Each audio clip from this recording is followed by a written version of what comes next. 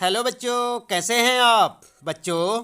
आज हम पढ़ेंगे कक्षा 7 सामाजिक अध्ययन के अंतर्गत हमारा पर्यावरण विषय का 5वां पाठ जल। जैसे कि आप यहाँ पर देख सकते हैं, हम आपको बताएंगे इस पाठ से संबंधित प्रश्नों के उत्तर। लेकिन उससे पहले आइए देख लेते हैं एक झलक इस पाठ की, ताकि आपको पूरा पाठ अच्छे से समझ आ जाए और यहाँ पर जो आपको प्रश्नों के उत्तर बताए जाएंगे उन्हें आप अच्छे से समझ सकें। तो आइए देखते हैं इस पाठ की झलक। आप भी हमारे साथ साथ इस पाठ को यहाँ पर देख सकते हैं, और चाहें तो आप अपनी पाठ्य पुस्तक से इस पाठ को पढ़ें और चाहे यहाँ से। लेकिन ध्यान रहे बच्चों, एक बार इस पाठ को अवश्य पढ़ लें, ताकि यहाँ पर जो आपको प्रश्नों के उत्तर बताए जाएंगे उन्हें आप अच्छे से समझ सकें। तो ये है आपका पूरा पाठ। यहाँ पर जल के बारे में पूरी जानकारी आपको दी गई है, कहाँ से पानी आता है और कहाँ पानी चला जाता है। तो देख सकते हैं आप। और महासागरीय जल के बारे में परिसंचरण कैसे होता है, ये सब जानकारियाँ, तरंगे जो उठती हैं कैसे उठती हैं, और तूफान के बारे में जिसे सुनामी कहते हैं, सुनामी कैसी आती है, ये सब जानकारियाँ आपको इस पाठ में यहाँ पर मिलने वाली हैं। तो ध्यान रहे, आप इस पाठ को एक बार अपनी पाठ्य पुस्तक से पढ़ें, चाहे यहाँ से, लेकिन पूरा पढ़ें। उसके बाद जैसे ही यह पाठ यहाँ पर समाप्त होता है, हम आपको इस पाठ से संबंधित प्रश्न जो यहाँ पर पूछे गए हैं, जैसे आप यहाँ पर देख सकते हैं बच्चों, ये है आपके इस पाठ के प्रश्न और इनके उत्तर हम आपको बताने वाले हैं। आप उन्हें अपनी नोटबुक में नोट करें और उन्हें अच्छे से तैयारी करें परीक्षा के लिए, उन्हें याद करें, ताकि आपको परीक्षा में किसी परेशानी का सामना न करना पड़े। तो ठीक है बच्चों, ये है आपका पूरा पाठ और उस पाठ से संबंधित ये आपको दिखाई जा रहे हैं यहाँ पर प्रश्न। और चलिए शुरू कर लेते हैं। अब जान लेते हैं इस पाठ में जो प्रश्न दिए गए हैं उनके उत्तर भी। तो बच्चों, आपको एक बार फिर से याद दिला दें, आज हम पढ़ रहे हैं कक्षा 7 हमारा पर्यावरण विषय का 5वां पाठ जल, वाटर। और हम आपको बता रहे हैं प्रश्न उत्तर इस पाठ से संबंधित अभ्यास प्रश्न उत्तर में।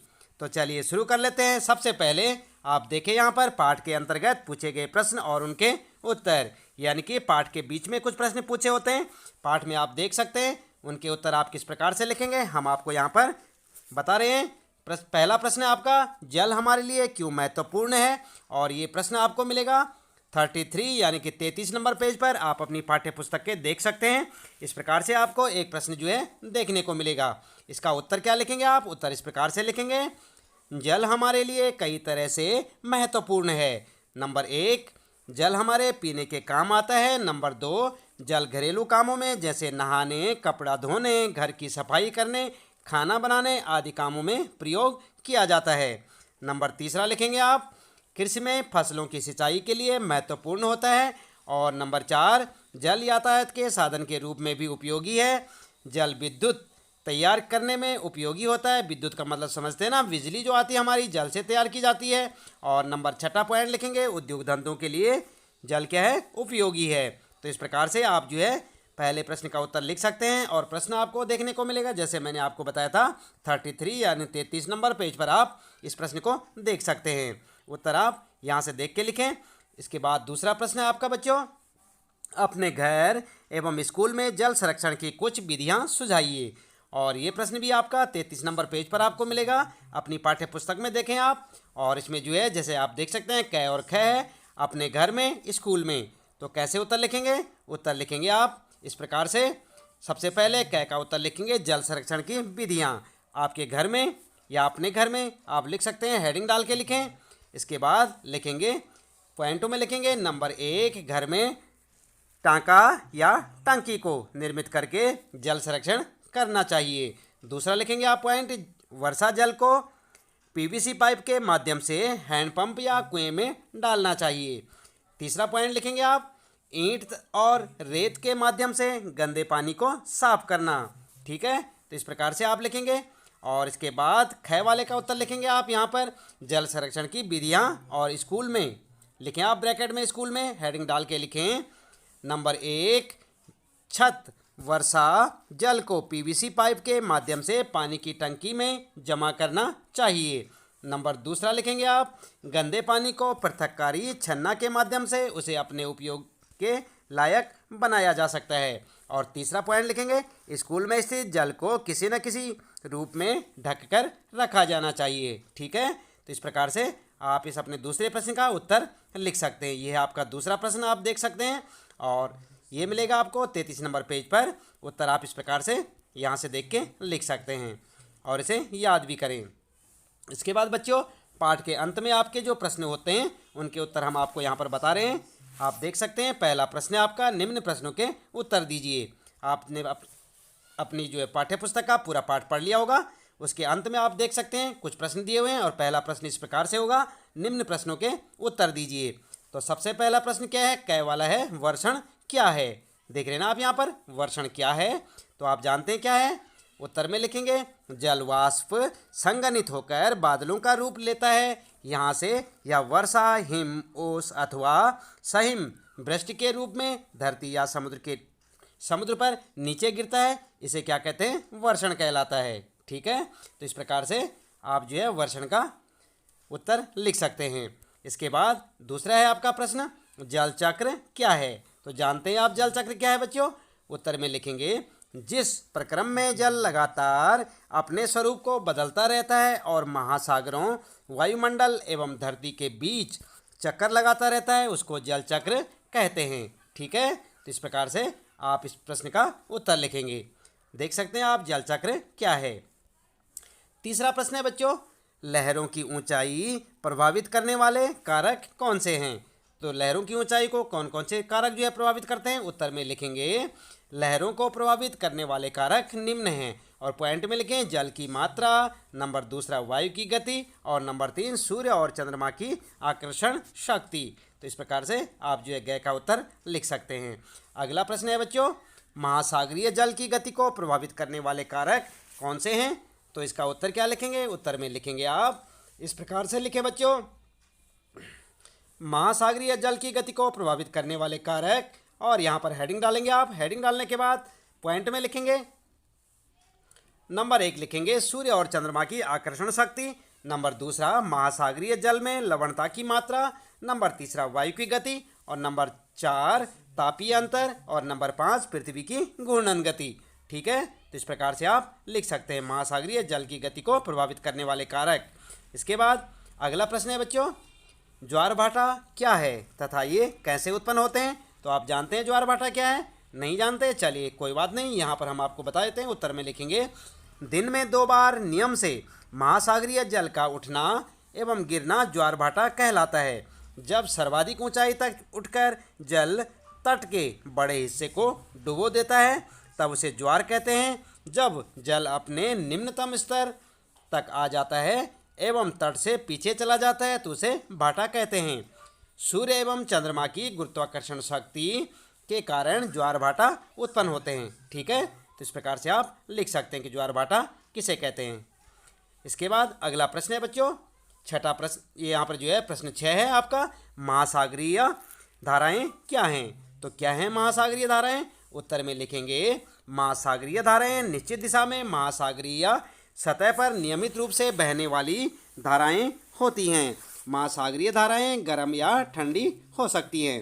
तो इस प्रकार से आप अपना उत्तर लिख सकते हैं। देख रहे हैं ना आप यहाँ पर, ये है आपका प्रश्न और उसका उत्तर। अगला प्रश्न है बच्चों, दूसरा प्रश्न है कारण बताइए। तो आपको जो प्रश्न आएंगे यहाँ पर इनके कारण बताने हैं। जैसे कि क्या है यहाँ पर, समुद्री जल नमकीन होता है, तो इसका कारण क्या है, आपको क्या करना है, कारण बताना है। तो कारण क्या लिखेंगे आप। उत्तर लिखेंगे, समुद्री जल नमकीन होने के कारण, और हेडिंग डालेंगे, लिखेंगे नंबर 1 नंबर 2 करके पॉइंट में। सबसे पहला पॉइंट है आपका, महासागरों में अधिकांश नमक सोडियम क्लोराइड या खाने में उपयोग किया जाने वाला नमक होता है। नंबर दूसरा पॉइंट लिखेंगे, समुद्र के जल में लवणता की मात्रा अधिक होती है। और नंबर 3, समुद्र में जल का नियमित रूप से भारी मात्रा में वाष्पीकरण होता है, किंतु लवणीय पदार्थों का वाष्पीकरण न हो सकने के कारण ये समुद्र में नियमित रूप से बने रहते हैं। इसलिए समुद्री जल में लवणता निरंतर बढ़ती रहती है। ठीक है, तो इस प्रकार से आप अपने इस प्रश्न का उत्तर लिख सकते हैं, यानी कि कारण बता सकते हैं। अगला है बच्चों, ख वाला प्रश्न है, जल की गुणवत्ता का ह्रास हो रहा है, इसका कारण क्या है।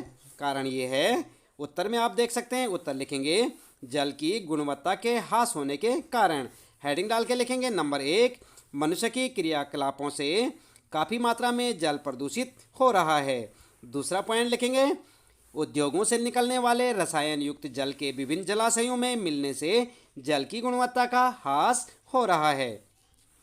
और तीसरा पॉइंट लिखेंगे, घरों से निकलने वाले प्रदूषित जल के विभिन्न जलाशयों में मिलने से भी जल की गुणवत्ता का ह्रास हो रहा है। ठीक है, तो इस प्रकार से आप अपने इस प्रश्न का उत्तर लिखेंगे। अगला है बच्चों तीसरा प्रश्न, ध्यान देंगे आप। तीसरा प्रश्न है, सही पर जो है यहाँ देख सकते हैं आप, सही उत्तर चिन्हित कीजिए, यानी कि आपने सही उत्तर पर सही का चिन्ह लगाना है। और यहाँ पर जो है क्या है आपके लिए, वह प्रक्रम जिसमें जल लगातार अपने स्वरूप को बदलता रहता है और महासागर, वायुमंडल एवं स्थल के बीच चक्कर लगाता रहता है, क्या कहलाता है? आप देख सकते हैं 3 ऑप्शन हैं, जल चक्र, ज्वार भाटा या महासागरीय धाराएं।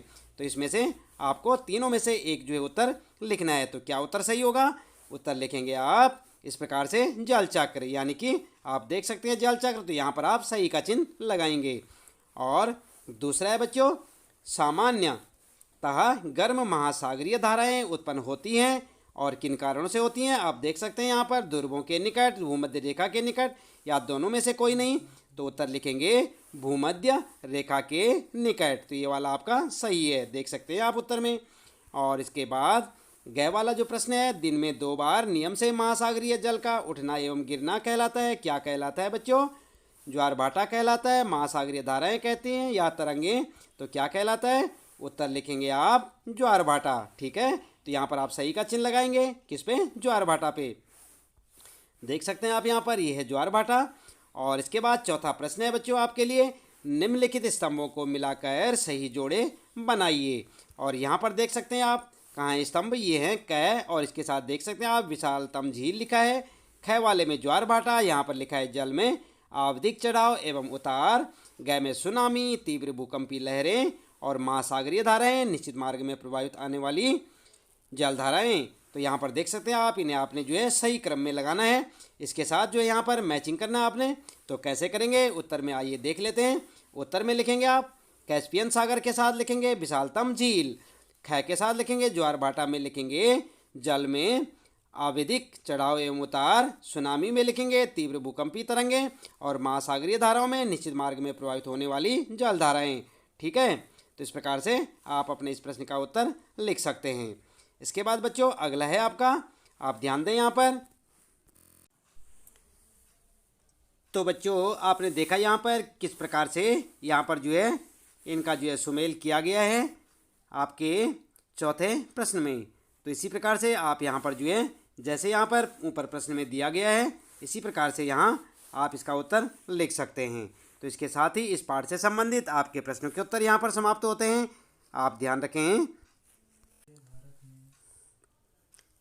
आज का हमारा चैप्टर था हमारा पर्यावरण के अंतर्गत 5वां पाठ जल, और हमने आपको बताए इस पाठ से संबंधित प्रश्नों के उत्तर। उम्मीद है कि आपको अच्छे से समझ आए होंगे। तो इसके साथ ही बच्चों लेते हैं आपसे विदा। इसी प्रकार लगातार देखते रहे वीडियो और जुड़े रहे हमारे साथ। यदि अभी तक आपने चैनल को सब्सक्राइब नहीं किया तो प्लीज़ चैनल को सब्सक्राइब अवश्य कर दें और लाइक शेयर करना ना भूलें। आपका दिन शुभ हो।